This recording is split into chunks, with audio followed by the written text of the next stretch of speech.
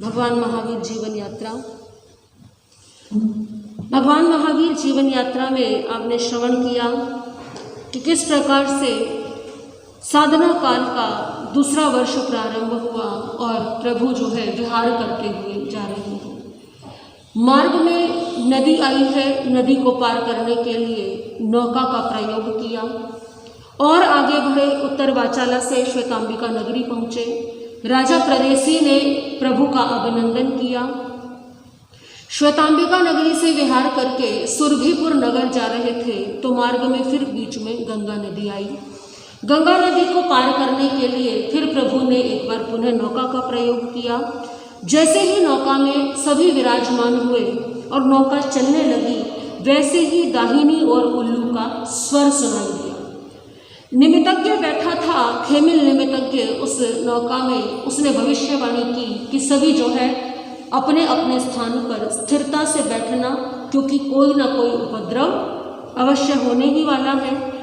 धीरे धीरे नौका जब मध्य में पहुंची गंगा नदी के, तो नौका जो है भंवर में डूबने लगी। उस समय अचानक से न जाने कैसे गंगा नदी में तूफान आया। बहुत तीव्र तूफान, चारों ओर से पानी की लहरें जो है वो नाव को डुबोने का प्रयास करने लगी।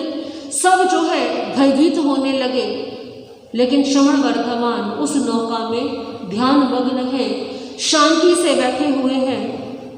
उस समय बहुत देर तक ये उपद्रव चलता रहा। लोग डरते रहे, भयभीत होते रहे। कुछ ही देर में कंबल चंबल दो देव वहां उपस्थित हुए और उन्होंने जिस देव ने ये तूफान लेकर के आया था वो देव कोई और नहीं था अपितु त्रिपृष्ठ वासुदेव के भाव में। आप सभी जानते हैं कि भगवान महावीर अपनी नए साल के से लेकर के यहाँ तक की यात्रा में एक बार वासुदेव भी बने थे। तो त्रिपृष्ठ वासुदेव के भाव में उन्होंने एक सिंह को जो है समाप्त किया था, सिंह को मारा था। एक विशाल सिंह था जो उस समय जनहानि कर रहा था, तो उस सिंह को प्रजा की रक्षा करने के लिए त्रिपृष्ठ वासुदेव ने समाप्त कर दिया था।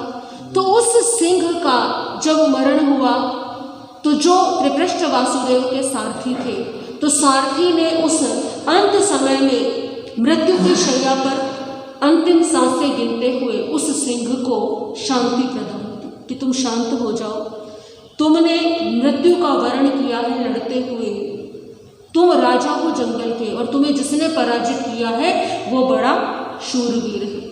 तो सारथी के इस प्रकार के वचन कहने से उस सिंह का मन जो है शांत हो गया, शांत भावों में आ गया, परंतु अपने प्राण लेने वाले त्रिपृष्ठ वासुदेव के प्रति जो है समता के भाव नहीं आए। तो वो नीची जाति का देव बना, वो सुदृष्ट देव बना और वो देव उस समय जो है गंगा नदी के वहाँ निवास करता था। उस देव ने देखा कि ये कोई और नहीं, ये कौन है? ये त्रिपृष्ठ वासुदेव था। इसने मुझे जो है उस भाव में इतनी पीड़ादायक मृत्यु प्रदान की थी, तो मैं इसे छोड़ूंगा नहीं। इस कारण से उसने जो है गंगा नदी में तूफान जो है बनाया और तूफान अपनी माया से लेकर के आया। तो उस समय कंबल संबल दो देव थे, वो देव सम्यक्त्वी देव थे। उन्होंने देखा कि भावी तीर्थंकर को ये देव कष्ट दे रहा है, तो उन्होंने तुरंत प्रकट होकर के सुदृष्ट देव को धमकाया, डराया और उसे दंडित करने का भय दिखाया। तो सुदृष्ट देव जो है वहां से भाग खड़ा हुआ। तूफान शांत हो गया, धीरे धीरे नौका किनारे पर लग गई। गंगा नदी के किनारे पर पहुंचे। स्थूणाक सन्निवेश उस समय वहां पर था। सब नौका से उतर गए और श्रवण वर्धमान भी नौका से उतर गए। नौका से उतर करके गंगा नदी के किनारे कुछ आगे जाने पर एक वृक्ष था और उस वृक्ष के नीचे प्रभु खड़े हो गए ध्यान करने के लिए। संयोग से एक पुष्य नामक निमित्तज्ञ था जो गंगा नदी के किनारे उस समय आया हुआ था। उसने गंगा नदी के किनारे बने हुए जो पांवों के चिन्ह थे, क्योंकि प्रभु महावीर के पैरों में पदत्राण नहीं थे, नंगे पैर थे, उसने देखा पांवों के चिन्हों को, कि गंगा नदी के जो मिट्टी है किनारे की, जो रेत है, उस पर पैरों के निशान बने हुए। वो सामुद्रिक शास्त्र का ज्ञाता था। पैरों के, हाथों की रेखाओं को देख करके वो व्यक्ति वो जान लेता था कि ये व्यक्ति कौन है, इसका भविष्य क्या होगा। तो उसने जब वो निशान देखे तो उसने ध्यान दिया कि वो रेखाएं संकेत करती हैं कि ये चरण किसी और के नहीं है, ये चरण किसी चक्रवर्ती के हैं। परंतु कोई चक्रवर्ती इतनी बुरी स्थिति में कि उसके पैरों में क्या नहीं है, पदत्राण चप्पल भी नहीं है, इतनी अधिक दयनीय स्थिति में, तो पुष्य नामक निमित्तज्ञ ने सोचा कि क्यों ना मैं जो है उससे मिलूं और मैं उनको यदि उनके भविष्य के बारे में बताऊंगा तो भविष्य में जब कभी वो चक्रवर्ती बनेंगे तो मुझे क्या देंगे, सम्मान देंगे। उनका भविष्य बहुत सुखद है। तो उन निशान का पीछा करता हुआ, पद चिन्हों का पीछा करते करते वो पुष्य नामक निमित्तज्ञ कहाँ पहुँच गया, जहाँ वृक्ष के नीचे प्रभु ध्यान में खड़े थे। और उस समय तो प्रभु के शरीर पर वस्त्र भी देखा उस निमित्तज्ञ ने। ऐसा कैसे हो सकता है? आने वाले समय में जिस व्यक्ति में चक्रवर्ती बनने की संभावनाएं हैं और आज वो व्यक्ति वस्त्रहीन होकर के कहाँ खड़ा है, एक वृक्ष के नीचे है, ऐसा नहीं हो सकता। क्या ये चक्रवर्ती बनेगा? इसका अर्थ क्या है कि जो मैंने ज्ञान प्राप्त किया वो सारा का सारा ज्ञान व्यर्थ है, बेकार है। तो पुष्य निमित्तज्ञ इतना निराश हुआ क्योंकि लक्षण कहते हैं कि ये चक्रवर्ती बनेगा और देखने में दिखाई दे रहा है कि इसके पास तो तन ढकने के लिए वस्त्र भी नहीं। जो व्यक्ति इतना भी पुरुषार्थ नहीं कर सकता, जिस व्यक्ति के पास में एक वस्त्र तक नहीं है तन ढकने के लिए, भला वो क्या चक्रवर्ती बनेगा? उसका भाग्य तो पिछड़ा हुआ है। पुष्य निमित्तज्ञ वापस गंगा के किनारे आया, अपनी पोथियां निकाली, अपने ग्रंथ निकाले। मन में आया कि इनको क्या कर दूं, गंगा में बहा दूं। गंगा में बहाने ही चला था कि इंद्र प्रकट हुए। इंद्र ने हाथ पकड़ लिया कि जिसे तुम आज दयनीय अवस्था में भिखारी समझ रहे हो, वो भिखारी नहीं है, अपितु वो वास्तव में चक्रवर्ती ही बनेंगे। परंतु वो इस संसार के चक्रवर्ती से भी ऊपर वो धर्म चक्रवर्ती बनेंगे। तुम्हारा ज्ञान मिथ्या, अपने ज्ञान पर शंका मत करो, ज्ञान का अपमान मत करो। तुम्हारा ज्ञान तुमने बिल्कुल सही पहचाना है। इन्होंने सब कुछ त्याग दिया है, ये राजकुमार है, परिचय दिया। पुष्य निमित्तज्ञ हाथ जोड़ करके वहां से चला गया। दूसरा चातुर्मास का समय आया। राजनगृह नगर का उपनगर था नालंदा। नालंदा आप सभी जानते ही हैं कि उस एक समय पे ज्ञान का कितना बड़ा जो है क्षेत्र था। नालंदा में वर्षावास किया। तंतुवायशाला में चातुर्मास कर रहे थे प्रभु, और यही वो समय था जब भगवान महावीर के जीवन में गौशालक का आगमन हुआ। गौशालक का आगमन हुआ, गौशालक मिला। गौशालक ने देखा कि ये तो बड़े प्रभावशाली से प्रतीत होते हैं, तो क्यों ना मैं इनके साथ रहना प्रारंभ कर दूं। गौशालक अपने आप को भगवान महावीर का शिष्य कहने लगा। प्रभु ने उसे शिष्य बनने की स्वीकृति प्रदान नहीं की, ना उसे शिष्य बनाया है, ना उसे कुछ कहते हैं, परंतु एक सहज आकर्षण जो होता है त्याग के प्रति, साधना के प्रति, गौशालक के मन में वो आकर्षण उत्पन्न हुआ कि ये तो बड़े प्रभावशाली हैं, बड़े ज्ञानी हैं, इनके चेहरे पर बड़ा तेज है, इनके साथ रहूंगा तो मेरा भी उद्धार हो जाएगा। तो गौशालक जो है साथ में रहने लगा। तंतुवायशाला में प्रभु ने उस चातुर्मास में एक मास खमन किया। प्रथम मास खमन का पारणा विजय सेठ के द्वारा हुआ। दूसरे मास खमन का जो पारणा है वो आनंद गाथापति के हाथों से हुआ। तीसरा मास खमन किया। तीसरे मास खमन का पारणा सुनंद नामक गाथापति से हुआ। और चौथा मास खमन किया। चौथे मास खमन का पारणा बहुल ब्राह्मण के हाथों से हुआ। 4 महीने का चातुर्मास था और 4 ही मास खमन प्रभु ने किए। चातुर्मास पूरा हुआ और चातुर्मास पूरा करके प्रभु ने विहार किया। गौशालक जो है प्रभु के साथ साथ चल दिया। अब गौशालक जो है प्रभु के साथ ही रहना चाहता है। कार्तिक पूर्णिमा का समय था, उस समय नगर में उत्सव मनाया जा रहा था, चतुर्मास संपन्न हो रहा था। तो गौशालक ने सोचा आज तो मुझे भिक्षा में क्या मिलेगा, पकवान मिलेंगे, बढ़िया बढ़िया भोजन मिलेगा, क्योंकि पूरे नगर में क्या बन रहे हैं, उत्सव बन रहे हैं, उत्सव मनाया जा रहा है। और जब घरों में उत्सव मनाया जा रहा है तो घरों में भोजन भी बहुत बढ़िया होगा।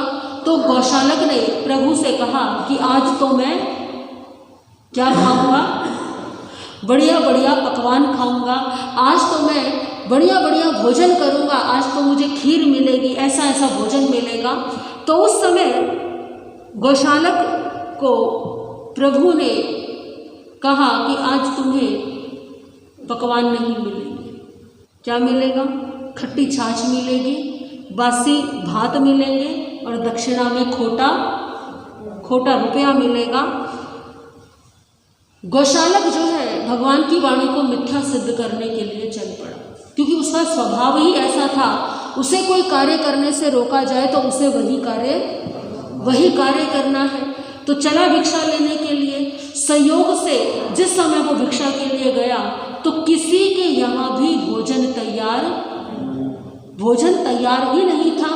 अभी लोगों ने पूजा नहीं की थी, तो इस कारण से जो तैयार भोजन है वो भी उसे प्राप्त नहीं हुआ। अंत में जब घूमता घूमता थक गया, एक दरवाजे पर पहुंचा तो गृह स्वामिनी ने जो कल की रखी हुई छाछ थी, बासी चावल रखे थे, वो दे दिए। और क्या दिया, साथ में एक सिक्का दिया। सोचा गौशालक ने चलो कोई बात नहीं, भोजन बासी मिला है तो क्या हुआ, कम से कम पैसा तो क्या मिला है। गौशालक ने वो सिक्का लिया, लेकर के बाजार गया, पर वहाँ जाकर के पता चला कि ये भी क्या है, ये भी खोटा है, ये भी खराब है। तो वहाँ गौशालक भगवान महावीर से बहुत अधिक प्रभावित हो गए कि इनको तो बहुत विशिष्ट ज्ञान है, जिस कारण से इन्होंने मुझे पहले ही ऐसा बता दिया। और गौशालक का ये भाव जो है बन गया कि जो होना है वो निश्चित रूप से होना ही है। गौशालक नियतिवादी बन गया। गौशालक यहाँ से 6 वर्ष तक भगवान के साथ में रहा। साधना काल का 3रा वर्ष कोलाग सन्निवेश से विहार करके भगवान स्वर्णखल पधारे। रास्ते में कुछ ग्वाले खीर पका रहे थे। खीर पकाते हुए देखा तो गौशालक ने प्रभु से निवेदन किया, प्रभु कुछ देर यहाँ रुक जाइए, ये ग्वाले क्या कर रहे हैं, खीर बना रहे हैं। यदि हम यहाँ रुकेंगे तो ये ग्वाले थोड़ी सी खीर हमें भी दे देंगे और मुझे भी क्या मिल जाएगी, खीर खाने को मिल जाएगी।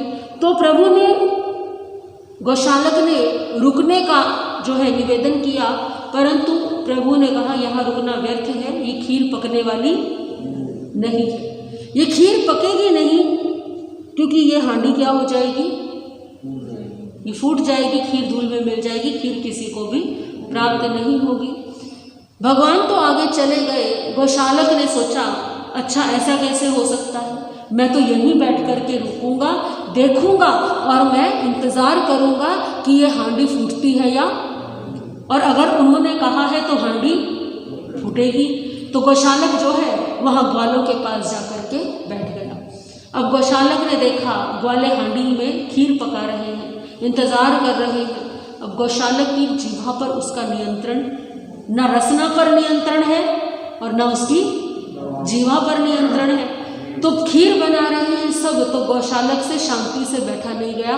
उसने ग्वालों से कहा तुम जो ये खीर बना रहे हो ना, ये खीर बनेगी नहीं, क्या होगा, ये हांडी फूट जाएगी। तो ग्वाले जो है भूख से उस समय परेशान थे। उन्होंने कहा तुम यहाँ बैठ कर के ऐसे अपशब्द बोल रहे हो, इतनी गलत बात बोल रहे हो, तुम जाओ यहाँ से। उन्होंने डांट करके उसको भगा दिया। गौशालक फिर थोड़ी देर में आया, थोड़ी देर में फिर कहने लगा कि इस हांडी को उतार लो, ये हांडी क्या हो जाएगी। तो ग्वालों ने जो है उसे डंडे मार करके भगा दिया, लेकिन गौशालक फिर भी नहीं माना। थोड़ी देर बाद फिर ग्वालों के पास आकर के बैठ गया और उस समय वही हुआ जो हांडी में चावल आवश्यकता से अधिक थे, हांडी क्या हो गई, फूट गई, सारे चावल धूल में मिल गए। अब ग्वालों ने जो है डंडे उठाए और गौशालक को पीटना प्रारंभ कर दिया। किसी तरह से अपने आप को बचा करके गौशालक आगे भागा और भगवान महावीर के पास पहुंचा। गौशालक को अपने वचनों पर नियंत्रण न होने का दंड भोगना पड़ा। वहां से विहार करके भगवान जो है ब्राह्मण गांव पधारे। वहां पर भगवान महावीर को नंद पाठक नामक व्यक्ति के यहाँ पर दही भात का, दही चावल का वहाँ पारणा हुआ। गौशालक को आनंद के यहाँ से बासी भात प्राप्त हुए। अब गौशालक जो है चिड़चिड़ा होने लगा, क्योंकि जिस व्यक्ति के जैसे कर्म होते हैं, जैसे जिस व्यक्ति के पुण्य होते हैं, वैसे ही प्राप्तियां उसे होती हैं। प्रभु महावीर तो समता भाव रखते हैं, चाहे बासी भोजन मिले चाहे खीर मिले, वो समभाव से ग्रहण करते हैं। परंतु गौशालक का भाव क्या रहता है, बढ़िया बढ़िया भोजन मिल जाए, और किसी दिन यदि बेकार मिला तो क्या है, आज तो वो क्रोधित होने लग जाता था। तीसरे चातुर्मास का समय आया और तीसरा चातुर्मास प्रभु महावीर ने चंपा नगरी में किया। चंपा नगरी में चातुर्मास किया। उस समय 2 मासिक तप किए, यानी 2 मास खमण 60 दिन का उपवास किया। पारणा उसका चंपा में किया, फिर 60 दिन का उपवास किया, और वो 60 दिन के उपवास का पारणा चंपा नगरी के बाहर किया। पहले चातुर्मास में भगवान 15-15 दिन के तप किए, फिर उन्होंने 1-1 माह के तप किए, और इस चातुर्मास में उन्होंने 2-2 माह का तप किया। साधना काल का 4था वर्ष प्रारंभ हुआ। अंग देश की राजधानी चंपा से विहार कर दिया और कालाय सन्निवेश की ओर विहार किया। कालाय सन्निवेश पहुंचे, गौशालक भी प्रभु के साथ ही था। तो गौशालक जो है, एक स्थान पर देखा गौशालक ने कि एक दासी खड़ी है, तो गौशालक उस दासी को देख करके उसके साथ में उपहास करने लगा। गौशालक ने दासी के साथ उपहास किया तो दासी को ये बात अच्छी नहीं लगी। विद्यामती नाम था उस दासी का, तो दासी ने इसकी शिकायत कर दी अपने मालिक से, और मालिक ने फिर गौशालक की पिटाई की। कालाय से विहार करके पत्तकालय पधारे। गौशालक जन समुदाय से प्रताड़ित होता रहा। गौशालक जो है बार बार जो है कभी न कभी किसी न किसी को कुछ भी अपशब्द बोलता रहता था। पत्तकालय से कुमार सन्निवेश जब जा रहे थे, तो कुमार सन्निवेश में संयोग से भगवान पार्श्वनाथ की परंपरा के संत जो है उस समय वहां पर रुके हुए थे। वो भिक्षा के लिए पधारे, गोचरी के लिए आ रहे थे। तो शिष्यों को देखा। अब भगवान ऋषभदेव और भगवान महावीर, प्रथम तीर्थंकर और अंतिम तीर्थंकरों की शिष्यों के लिए, संत साध्वियों के लिए नियम होता है कि उनके वस्त्रों का रंग कैसा होना चाहिए, श्वेत होना चाहिए, और उनके वस्त्र साधारण होने चाहिए, अल्प मूल्य के होने चाहिए। परंतु बीच के 22 तीर्थंकरों के जो शिष्य हैं, उनके लिए ये नियम लागू नहीं होता। वो जैसे उनको प्राप्त हो वैसे वो वस्त्र धारण कर सकते हैं। तो भगवान पार्श्वनाथ की परंपरा के जो शिष्य हैं, तो उनके वस्त्रों के रंग क्या है, अलग अलग है। तो देखा उनको, पूछा ये कौन है, तो बताया ये तीर्थंकर भगवान पार्श्वनाथ की परंपरा के शिष्य हैं, मुनि हैं। तो गौशालक ने उन मुनियों को ही जाकर के अपशब्द बोलने प्रारंभ कर दिए। तुम ढोंगी हो, तुम पाखंडी हो, मेरे गुरु भगवान महावीर हैं, मेरे गुरु शमन वर्धमान हैं, वो सच्चे गुरु हैं, वो सच्चे संत हैं। उनके शरीर पर एक भी वस्त्र, उन्होंने तो सब कुछ त्याग दिया है। तुम कैसे साधु हो, तुमने तो कुछ भी त्यागा नहीं है। लोगों ने देखा। अब लोगों ने जब ये देखा तो लोगों ने जो है गौशालक को समझाने का प्रयास किया। नहीं समझा तो लोगों ने भी गौशालक के साथ जो है अभद्र व्यवहार करना शुरू कर दिया कि तुम जो है हमारे संतों का अपमान कैसे कर सकते हो। तो ऐसी स्थिति को देख करके, ऐसे व्यवहार को देख करके गौशालक ने अत्यंत आवेश में आकर के ये बात बोली कि मैं तुम सबको श्राप देता हूँ कि आज रात्रि में ये जो उपाश्रय ये जल जाए। और ऐसा कह करके वो वहाँ से आ गया। रात में घटनाएं घटित हुई। जो मुनि थे वो कुम्हार जो है मुनि को कुछ उपसर्ग देने के लिए आया, कष्ट देने के लिए आया। मुनि ने समता भाव से सहन किया और मुनि विजय चंद्र को केवल ज्ञान की प्राप्ति हुई। केवल ज्ञान प्राप्त हुआ तो देवों द्वारा दिव्य वर्षा हुई। गोशालक ने ये देखा तो उसने सोचा कि मैंने जो श्राप दिया था वो तो पूरा हुआ नहीं, और यहाँ तो देवता क्या कर रहे हैं, दिव्य वर्षा कर रहे हैं। तब गोशालक ने पुनः उनके शिष्यों को बुरा भला कहना प्रारंभ कर दिया। कुमारक से फिर चौराक सन्निवेश की ओर आए तो वहाँ पर चोरों का बहुत अधिक भय था। श्रमण वर्धमान और गोशालक जब वहाँ पहुँचे तो वहाँ पर जो वहाँ सैनिक थे उन्होंने सोचा कि ये कोई चोर है। नगर में नए आए हैं, परिचय भी नहीं बता नहीं पा रहे कौन है कौन नहीं है, तो नगर रक्षकों ने चोर समझ करके पकड़ लिया। दंड देने के लिए तत्पर थे। तो उस समय उत्पल निमित्तज्ञ की बहनें थी सोमा और जयंती। ये दोनों परिवारजिका यानी सन्यासिनियाँ बनी हुई थी, सन्यासी साध्वियाँ थी। तो इन दोनों ने जब श्रमण वर्धमान को देखा तो अपने भाई द्वारा दिए गए परिचय से उन्हें पहचान लिया। नगर रक्षकों को सत्य बताया, ये चोर नहीं है, ये तो राजा सिद्धार्थ के पुत्र वर्धमान है, श्रमण बन गए हैं, साधु बन गए हैं, इन्हें तुम छोड़ दो। तो राज सैनिकों ने वहाँ से उन्हें छोड़ दिया, मुक्त कर दिया। चौथा चातुर्मास जो है वो पृष्ठ चंपा में किया, और उस समय प्रभु महावीर ने उस समय चातुर्मास में 4 महीने का, पूरे 4 महीने का चातुर्मासिक तप किया। यानी चातुर्मास में एक बार भी उन्होंने भोजन ग्रहण, अन्न जल ग्रहण नहीं किया। फिर चंपा बाहिरिका में जाकर के चातुर्मास पूर्ण होने के पश्चात उन्होंने पारणा किया। साधना काल का 5वां वर्ष पृष्ठ चंपा से कायंगला की ओर विहार किया और कायंगला से सावत्थी नगरी पहुंचे। कड़कड़ाती सर्दी हो रही थी, क्योंकि चातुर्मास अंत समापन होता है तो सर्दी प्रारंभ हो जाती है, और जन समुदाय उस समय उत्सव में लगा हुआ था। तो गोशालक ने वहाँ उत्सव में लोगों का उपहास उड़ाया, लोगों का बहुत मजाक बनाया, और लोगों ने ऐसे रंग में भंग डालने वाले व्यक्ति को 2-3 बार पीट करके उसे वहाँ से निकाल दिया। गोशालक को बाहर निकाला तो कड़कड़ाती सर्दी में वो कांपने लगा। लोगों ने फिर दया करके उसे भीतर बुला लिया, अग्नि के पास बैठा दिया। फिर वो कुछ देर में अपशब्द बोलने लगा, मजाक उड़ाने लगा उन लोगों का। तो 2-3 बार उन लोगों ने उसे कभी बाहर निकाला और कभी भीतर लेकर के आए।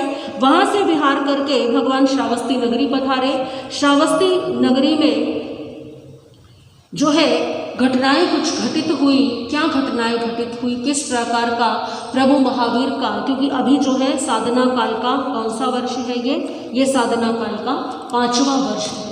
12.5 वर्ष साधना काल के, और साधना काल के पश्चात में क्या घटनाएं घटित हुई, ये सब आप भगवान महावीर जीवन यात्रा में श्रवण करेंगे। एक बात यहाँ समझने वाली है कि प्रभु महावीर की संगति में रह कर के भी गोशालक के अंदर कोई परिवर्तन नहीं आया। वो उदंड है, उच्छृंखल है, उसकी वाणी पर उसका कोई नियंत्रण नहीं है। दंड मिलता है लोगों से, पिटाई हो जाती है, लेकिन फिर भी उसको समझ में, फिर भी उसे जो कहना है वो कहना ही है। ऐसे 2 विपरीत दिशाओं वाले व्यक्ति जो है एक साथ 6 साल तक रहे, परंतु देखिए प्रभु की समता। प्रभु ने कभी गोशालक को अपने मुख से ये नहीं कहा कि तुम यहाँ से, ऐसे व्यक्ति को भी भगवान महावीर ने क्या किया, उसकी मूर्खताओं को सहन किया। ना उस पर क्रुद्ध होते थे, ना उस पर क्षुब्ध होते थे, ना परेशान होते थे। वो जैसा कर रहा है उसे कुछ भी कहते नहीं थे। धन्य है ऐसी समता, धन्य है ऐसी क्षमा। सभी प्रभु महावीर की स्तुति में पंक्तियां गुनगुनाएंगे। जो भगवती त्रिशलातन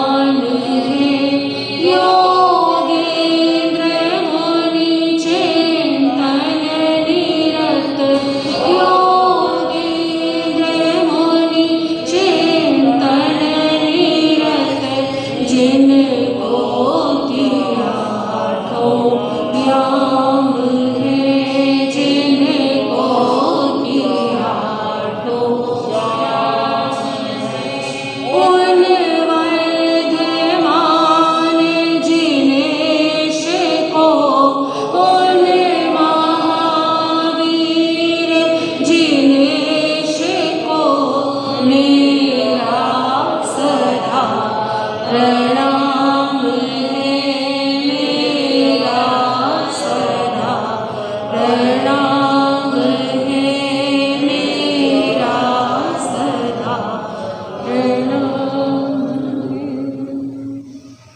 बोलिए भगवान महावीर स्वामी की।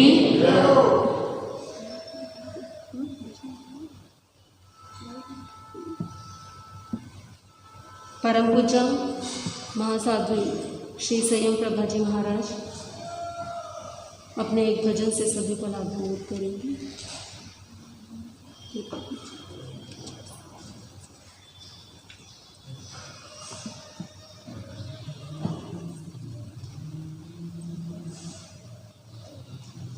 बोलिए भगवान महावीर स्वामी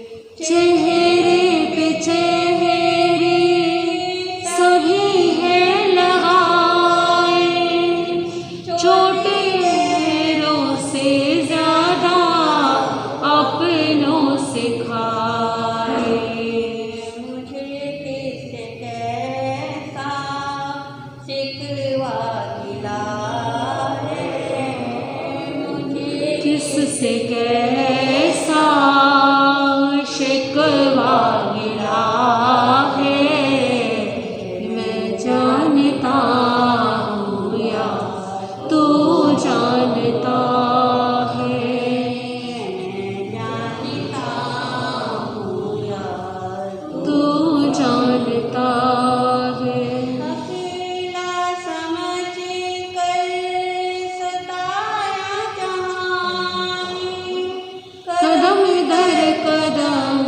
मुझको रुलाया जहाँ ने, अकेला समझ कर सताया जहाँ ने, कदम दर कदम मुझको रुलाया जहाँ ने।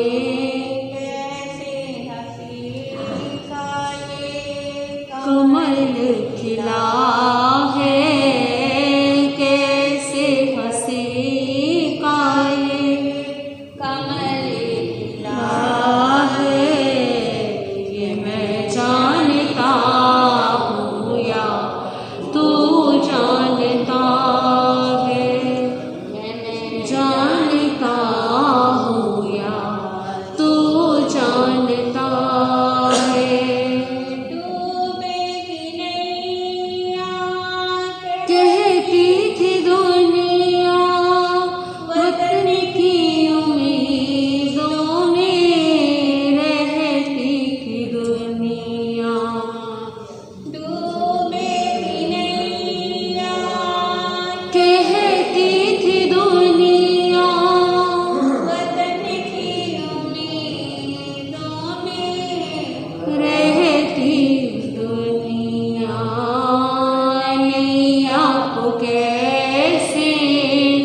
किनारा मिला है नैया को कैसे किनारा मिला है ये मैं जानता हूँ या तू जानता है जानता हूँ या तू जानता है। अंधेरा घना था ना दिखती थी राहें, तूने संभाला मुझको फैला के बाहें। अंधेरा घना था न दिखती थी राहें तूने संभाला मुझको फैला के बाहें। नैनों को समझ कैसे उजाला मिला है नैनों को समझ कैसे उजाला मिला